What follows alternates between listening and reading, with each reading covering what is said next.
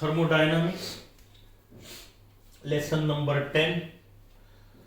First law of thermodynamics for different types of प्रोसेसचा विचार आपण केला, अर्थ समजावून घेतला आणि आता पुढचा पार्ट आलाय आपला एन्थाल्पी. यालाच दुसरं नाव आहे heat content of the system, denoted by H. H म्हणजे हीट कंटेंट म्हणून एच आलेला आहे. ऍक्च्युअली यालाच आपण काय म्हणतो आहे एन्थाल्पी. तर यानंतर संपूर्ण प्रकरणामध्ये हे प्रकरण एन्थाल्पीवर आधारित आहे. ठीक आहे. आता एन्थाल्पी म्हणजे काय पहा, याची डेफिनेशन फार सोपी आहे.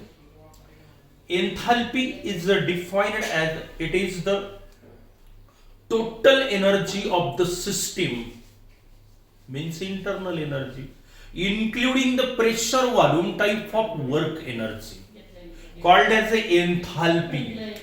Enthalpy, heat content denoted by capital H.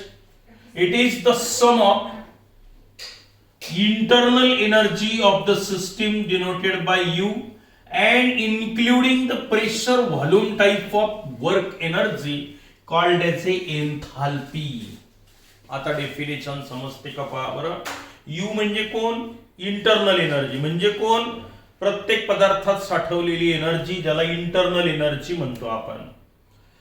काही चेंजेस झाले नाही तर पदार्थात एवढी एनर्जी असते, पण चेंजेस होत असताना त्याच्यात प्लस मायनस हे होऊ शकतं, वाढेल कमी होईल. पीव्ही, पीव्ही म्हणजे काय, आता याला काय म्हटलं मी, पी म्हणजे प्रेशर, व्ही म्हणजे व्हॉल्यूम, प्रेशर व्हॉल्यूमचा गुणाकार, ही एक प्रकारची एनर्जी आहे. आता प्रेशर आणि व्हॉल्यूम एनर्जी कशी होईल, होते कशी होते पहा. Work done W is equal to काय माहितीये तुम्हाला, P delta V, pressure multiplied by change in volume म्हणजे व्हॉल्यूम. प्रेशर गुणिला व्हॉल्यूम, प्लस मायनस, मायनस प्लसचा अर्थ फक्त काय, कॉम्प्रेशन एक्सपान्शन माहितीये तुम्हाला. एक्सपांड झाला तर मायनस, कॉम्प्रेस झाला तर प्लस. मग प्रेशर आणि व्हॉल्यूमचा गुणाकार कोण असतो, वर्क असतो. आणि वर्क म्हणजे कोण, एनर्जीचाच एक फॉर्म आहे. मग प्रेशर व्हॉल्यूमचा गुणाकारला कोणती एनर्जी म्हणायचं, वर्क एनर्जी म्हणू शकता तुम्ही. मग काय आहे एन्थाल्पी म्हणजे, it is the total energy of the system including the pressure volume type of work energy, or it is a sum of internal energy and pressure volume type of work energy called as enthalpy of the system, or it is called as a heat content. H is equal to U plus PV. ठीक आहे. H equal to काय, हीच त्याची definition आहे, बरोबर आहे. Now U is a state function, P is a state function, V is a state function, so H is also a state function. It means that delta H should be equal to H2 minus H1. म्हणजे काय, you state function, P state function, हे सगळे state function असेल तर H पण state function आहे. State फंक्शनची definition, whose value depends only on the initial state and final state of the system and not depends on the path by which the change is carried out. पाथवर अवलंबून नाहीये. मग फक्त initial स्टेटवर, final स्टेटवर अवलंबून असेल तर त्याला काय म्हणायचं, स्टेट फंक्शन. म्हणजे एन्थाल्पी काय आहे, स्टेट फंक्शन आहे, बरोबर आहे. It is the total energy of the system including the pressure volume type of work energy called as enthalpy, denoted by H. Mathematically H is equal to U plus P V. U means internal energy, P V means work energy. As U is a state function, P is a state function, V is a state function, this H is also a state function. It means that change in enthalpy delta H should be equal to H2 minus H1, where H1 is equal to enthalpy of initial state and H2 enthalpy of final state. आता internal energy मोजता येत नाही तुम्हाला, मग enthalpy पण नाही मोजता येत, पण चेंज इन एन्थाल्पी मोजता येते. काय, change in enthalpy, delta H आपण मोजू शकतो. इंटरनल एनर्जी वरून तुमच्या लक्षात आला असेल. मग आता आपण एक छोटस एक्सप्रेशन पाहूया की जे परीक्षेत 2 मार्काला विचारतात. Expression for change in enthalpy. आता एन्थाल्पी म्हणजे काय तुम्हाला माहिती झालं, बरोबर आहे. काय, expression for change in enthalpy. Change in enthalpy म्हणजे कोण डेल्टा एच चेंज म्हणजे delta H we know that according to the definition enthalpy is defined as it is the sum of internal energy and pressure volume type of work energy that is H is equal to U plus PV. Now as it is a state function delta H should be equal to H2 minus H1 where H1 is equal to enthalpy of initial state. Enthalpy of initial state according to the definition you will U1 plus PV1. समजा सिस्टीमची internal energy सुरुवातीला U1 होती pressure P1 volume V1 मग enthalpy किती होईल H1 is equal to U1 plus P1 into V1 बरोबर हीच definition initial स्टेटला लावली आणि H2 म्हणजे कोण enthalpy of final state that is H2 plus P2 into V2 where H2 is equal to enthalpy of final state. मग आता delta H किमती टाका बरं इथे so delta H is equal to H2 म्हणजे कोण U2 plus P2 V2 minus H1 म्हणजे कोण आता U1 plus P1 into V1. याला थोड़ा सिंप्लिफाई करूया that is delta H U2 plus P2 V2 minus U1 minus P1 V1 ही minus sign इथे डिस्ट्रीब्यूट केलेली मग इंटरनल एनर्जीच्या टर्म जवळ आणतो हे U2 माइनस U1 इकडे लिहिलं हा P2 V2 minus P1 V1 आता आपण हा डेल्टा H म्हणजे काय पाहतो आहे delta H U2 minus U1 म्हणजे कोण change in internal energy delta U plus बरोबर आहे plus P2 V2 minus P1 V1 now at constant pressure P1 is equal to P2 let it equal to P हे expression आहे एन्थाल्पीचं पण enthalpy शक्यतो आपण constant प्रेशरलाच introduce करतो आहे enthalpy it is a new thermodynamical term used for those processes which takes place at constant pressure खरं तर ही एक व्याख्या केल्या जाते एन्थाल्पीची जी तुमच्या बुक मध्ये नाहीये काय आहे एन्थाल्पी म्हणजे enthalpy it is a new thermodynamical term energy term used for those processes which takes place at constant pressure असे चेंजेस जेव्हा निसर्गात घडून येतात सिस्टीम मध्ये घडून येतात की जे कॉन्स्टंट प्रेशरला घडून येतात कारण बऱ्याच रिएक्शन आपण ओपन वेसल मध्ये करतो ए घेतला बी घेतला रिएक्शन झाली ओपन वेसलला म्हणजे प्रेशर कॉन्स्टंट असतं कोणाचं ऍटमॉस्फिअरचं मग त्या ठिकाणी जे एनर्जी चेंजेस होतात तेच म्हणजे डेल्टा एच असतो ऍक्च्युअली म्हणजे enthalpy it is a new thermodynamical term used for those processes which take place at constant pressure नसेल कॉन्स्टंट प्रेशर तर हे म्हणा पण कॉन्स्टंट प्रेशरलाच घेणार आपण आता मग P1 P2 म्हणजे P म्हटलं मी तर काय होईल पहा बरं so we get delta H is equal to delta U हे PV2 मायनस PV1 आता delta U plus P common काढा V2 मायनस V1 म्हणजे हा झाला आता आपल्याला expression for change in enthalpy that is delta H is equal to delta U plus P delta V. V2 minus V1 म्हणजे delta V pressure constant pressure असतं म्हणून P1 P2 काढून टाकले आपण त्याच्याऐवजी P लिहिलं कारण एन्थाल्पी चेंज इन एन्थाल्पी किंवा एन्थाल्पी मुळातच अशी टर्म आहे की जी शक्यतो आपण कॉन्स्टंट प्रेशरलाच वापरणार आहोत ठीक आहे आणि आपल्याला आणखी माहिती आहे first law of thermodynamics is nothing but Q is equal to काय आहे ते U प्लस W बरोबर आहे आणि हा जर चेंज असेल तर Q इज इक्वल टू आपण यालाच काय म्हटलं होतं delta U minus P delta V असंही म्हटलं होतं की नाही आपण Q delta U plus P delta V म्हणजेच काय झालं आता Q constant pressure QP equal to delta H असं तुम्ही लिहू शकता असं लिहू शकतो आपण. हे डेल्टा एच आणि क्यू सारखाच आहे थोडक्यात. म्हणजे काय, heat supply to the system किंवा heat removed from the system म्हणजेच डेल्टा एच, म्हणजे चेंज इन एन्थाल्पी म्हणजे change in energy which takes place at constant pressure. मग delta H is equal to delta U plus P delta V. हे एवढं लक्षात ठेवलं तरी चालेल. तुम्ही आता पहा हे एवढंच. This is actually the expression for change in enthalpy. बस इथपर्यंतच लक्षात ठेवा. तुमचं काय आहे, delta H is equal to delta U plus P delta V. Change in एन्थाल्पीचं एक्सप्रेशन. हे डेल्टा एच म्हणजे चेंज इन एन्थाल्पी. मग एन्थाल्पी एच म्हणजे यू प्लस पी व्ही आणि डेल्टा एच म्हणजे कोण, delta U plus P delta V. मग याला म्हणायचं expression for change in enthalpy. अगदी छोटं एक्सप्रेशन आहे. आता आपण एका मोस्ट इम्पॉर्टंट रिलेशन कडे जाणार आहोत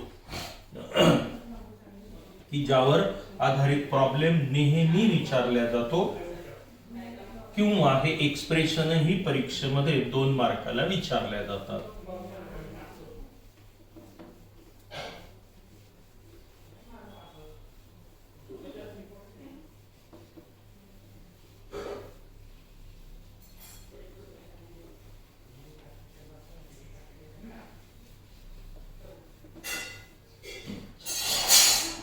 ते आहे relation between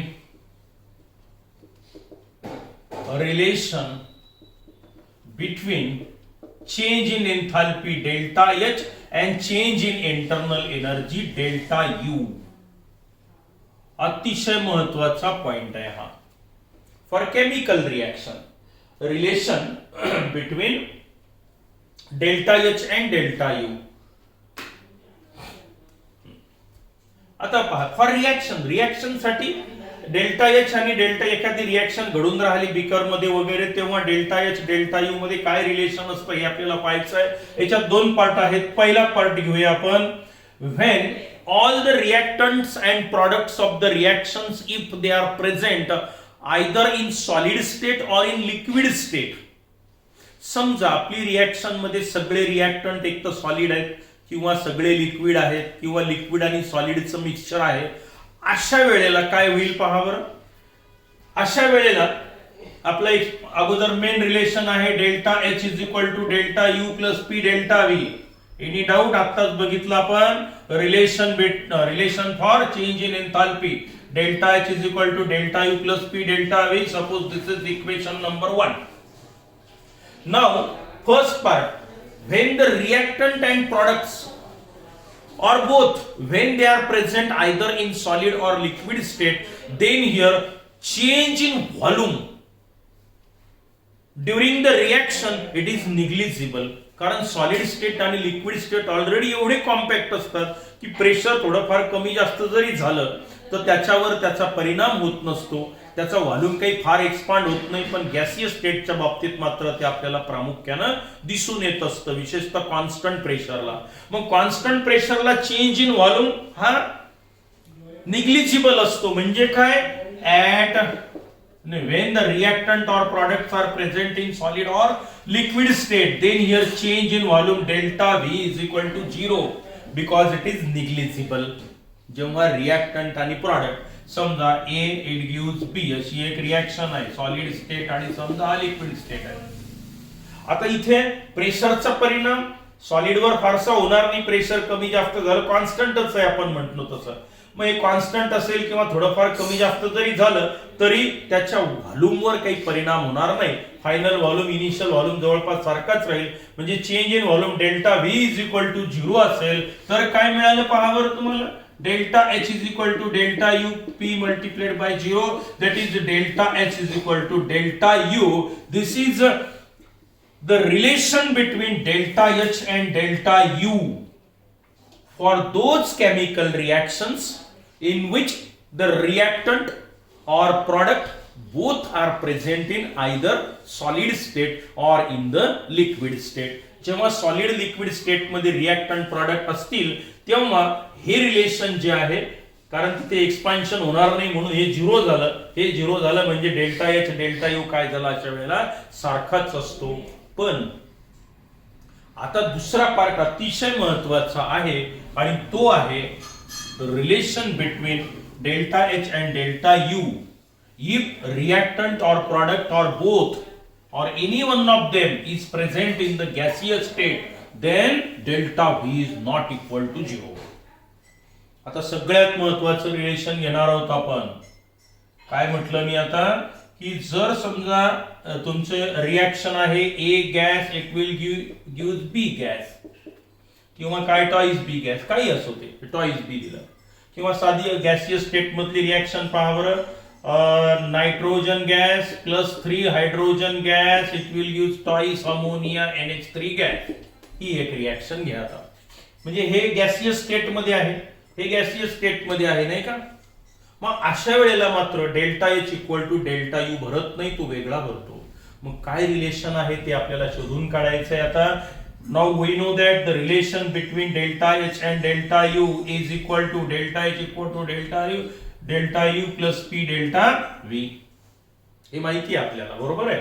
That is the delta H is equal to delta U plus P V2 minus V1. Delta V म्हणजे that is the delta H is equal to delta U plus P V2 minus P V1. काही अडचण बरोबर आहे. मी याला आता याला म्हणतो equation number 1 म्हणतो मी किंवा याला 1 म्हणा याला 2 म्हणा व्हॉट एव्हर इट मे बी.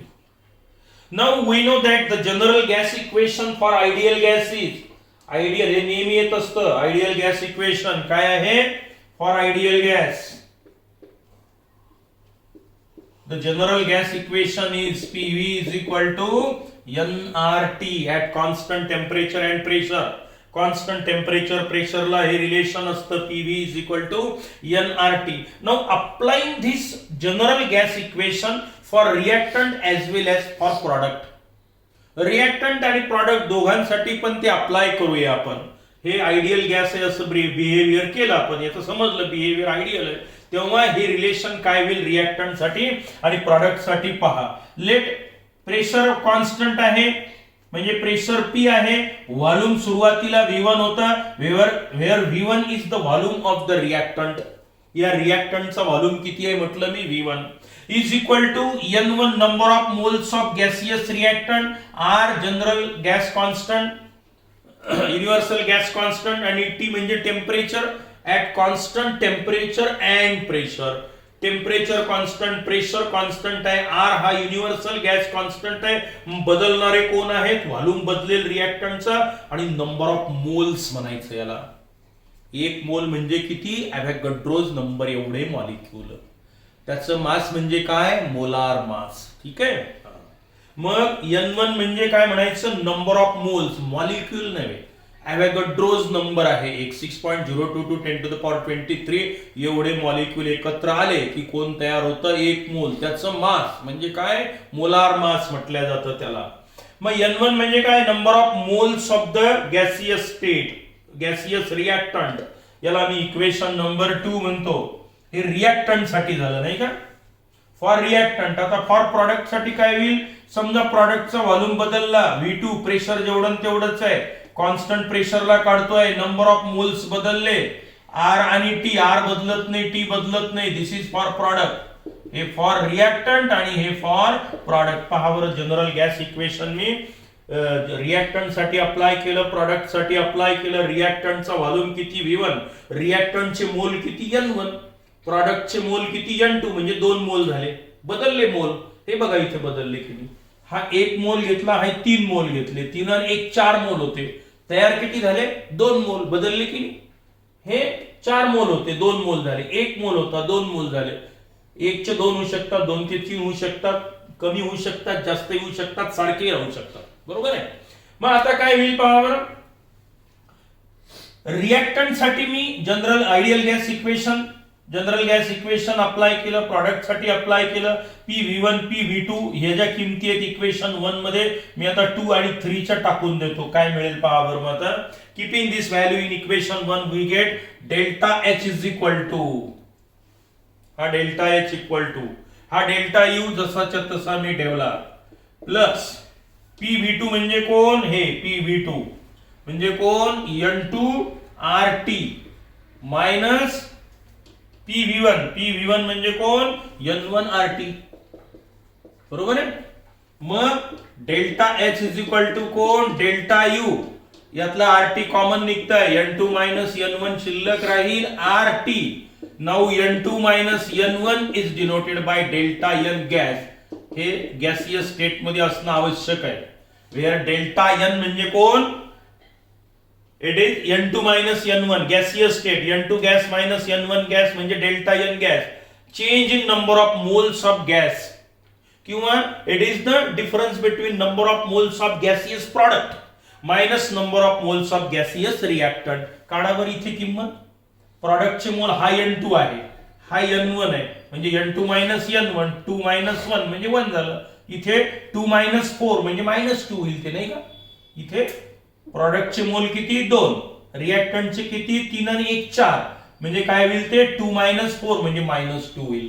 मग ही संख्या काढणार आपण याची फॉर्म्युला याच्यामध्ये प्रॉब्लेम मध्ये. So N2 minus N1 is equal to denoted by delta N, किंमत टाका. So we get delta H is equal to delta U plus delta N gas R T. This is the required relation, आणि हेच ते relation आहे जे आपल्याला पाहिजे होतं.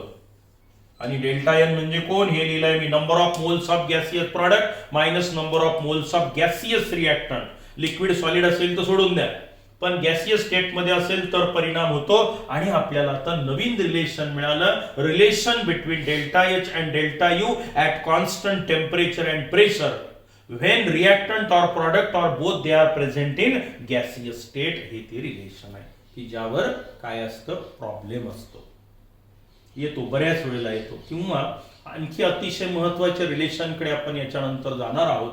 मग आता हे पहा बरं, रिलेशन कळलं का तुम्हाला.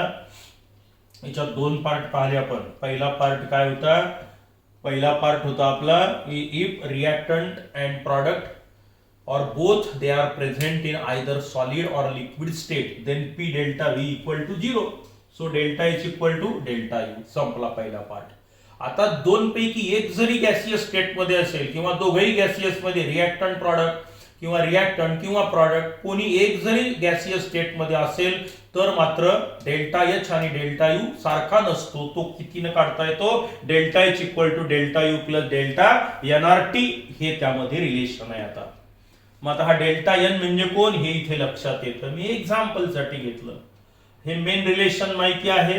डेल्टा व्ही म्हणजे V2 minus V1 P V2 minus P V1 general gas equation applying it for reactant for product.